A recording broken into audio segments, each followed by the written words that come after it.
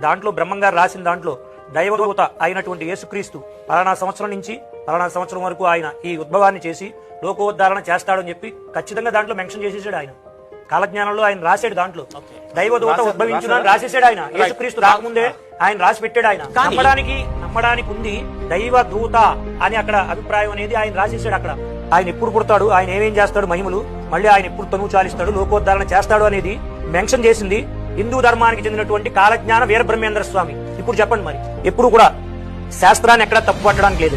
ఇప్పుడు భగవద్గీతను గాని, ఒక బైబిల్ గాని, ఒక ఖురాన్ గాని మనం ఎక్కడా తప్పు పట్టడానికి లేదు. కానీ ఆయన జీవించాడు, ఆయన దైవ దూత ఒక డివైన్ లైఫ్ అనేది ఆయన ఇచ్చాడు. విన్నారు కదా, ఆయన దూత వలె వస్తాడు అని కాలజ్ఞానంలో ముందుగానే రాయబడింది అని చెప్పబడింది. ఇప్పుడు వీరబ్రహ్మేంద్ర స్వామి ఆయన క్రైస్తవుడు కాదు, హైందవుడు.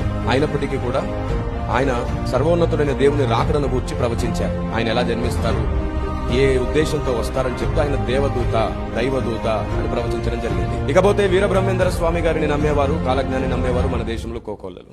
మీకు మరొక విషయాన్ని చెప్పాలి, ఆయన ఎంతో ఉన్నతమైన పండితుడు, భక్తుడు, భక్త శ్రేష్ఠుడు. అతను క్రైస్తవుడు కాదు, హైందవుడు. దేవుడు సత్యం తెలియజేయడానికి ఈ భూప్రపంచంలో ఎవరినైనా ఎప్పుడైనా ఎలాగైనా వాడుకుంటాడు. బైబిల్ గ్రంథంలో కూడా అన్యుడైనటువంటి బిలామును ఆయన ప్రవక్తగా వాడుకున్నాడు. దేవుని ప్రజలకు సందేశం ఇవ్వడానికి దేవుడు దేనినైనా వాడుకుంటాడు. మొత్తం సృష్టి అంతా ఆయన మహిమను వివరించుచున్నది.